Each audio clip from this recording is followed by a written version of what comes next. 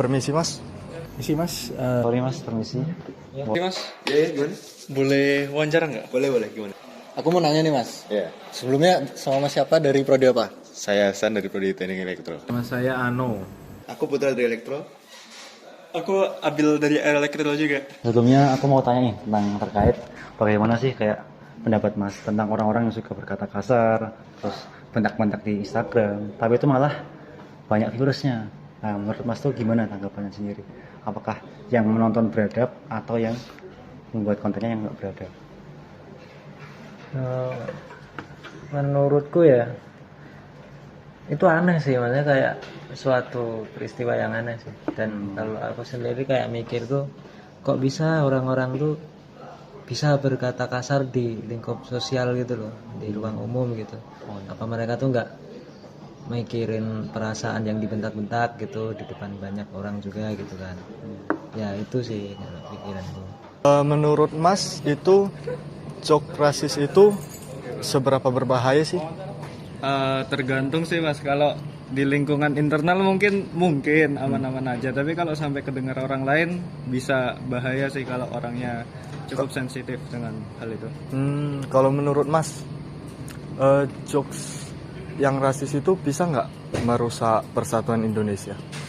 Tentu bisa sih, soalnya kan itu sensitif ya, dan ras itu juga harus dijaga persatuannya. Jadi masnya percaya Tuhan nggak? Percaya dong. Percaya, masnya?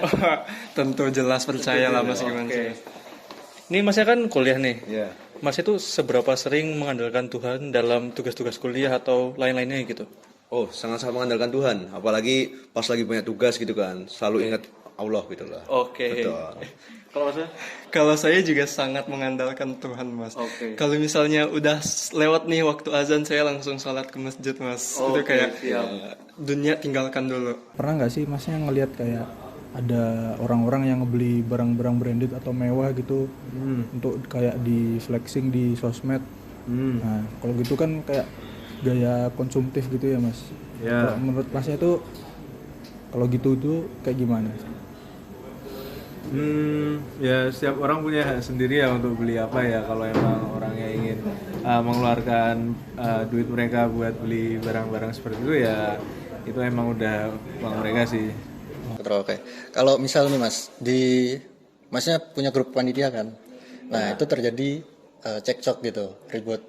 Nah itu kalau misal masnya sendiri mending langsung pilih opsi voting atau ditenangkan lalu lanjut musyawarah lagi mas? Kalau saya sih voting dulu ya pastinya. Voting. Ya, voting karena voting kan juga musyawarah. Oh, Maksudnya. untuk musyawarah juga? Iya. Jadi voting langsung musyawarah lagi. Langsung musyawarah lagi? Iya. Ditenangkan berarti begitu? Nggak perlu tenang kan, emang suasana begitu ya, sudah begitu aja. Oke, udah gitu. Cukup. Makasih mas. Iya, sama-sama mas. Responden yang melibatkan jalur langit membuktikan bahwa hakikat sila ketuhanan terletak pada keyakinan bangsa Indonesia bahwa Tuhan sebagai prinsip utama untuk setiap makhluk. Hal ini juga sangat lekat pada nilai spiritual dalam landasan aksiologis Pancasila. Oke, izin lanjutkan pertanyaan saya yang saya tanyakan kepada Mas Roja dan Mas Bisma, yaitu bagaimana pendapatmu terkait orang-orang di medsos suka berkata kasar, tapi penontonnya pun juga suka. Nah, jawaban mereka sudah pas dan juga bagus, dan saya ingin menjelaskan lagi. Yang saya tekankan yaitu orang-orang ini, yaitu orang-orang yang suka konten kasar dan suka berkata kasar, itu tuh tidak menjalankan sila kedua dengan baik, yaitu kemanusiaan yang adil dan beradab.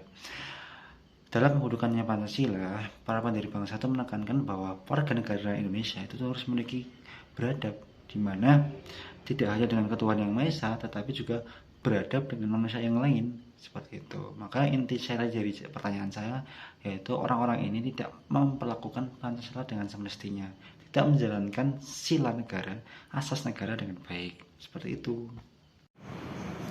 Polarisasi yang terjadi di Indonesia saat ini kebanyakan disebabkan oleh hoax, hate speech, maupun tindakan rasisme. Itu merupakan tantangan kita sebagai bangsa yang beragam dengan banyak suku, budaya, dan agama. Sila ketiga menekankan bagaimana pentingnya kebersamaan, cinta tanah air, serta kesetiakawanan. Nah, tadi Mas Hasan menggunakan voting sebagai cara untuk menyelesaikan konflik dan menganggap itu sebagai bagian dari musyawarah. Namun untuk penerapan sila keempat yang lebih ideal akan lebih baik kalau menggunakan musyawarah terlebih dahulu, lalu menggunakan voting untuk cara terakhir apabila tidak ada kesepakatan.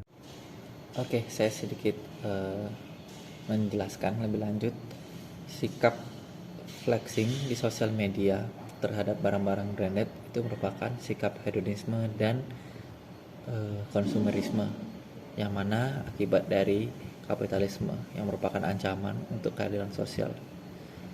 Secara filsafat, sila kelima itu menjelaskan mengenai bagaimana seharusnya kita saling peduli, saling membantu, bukannya saling pamer-pameran.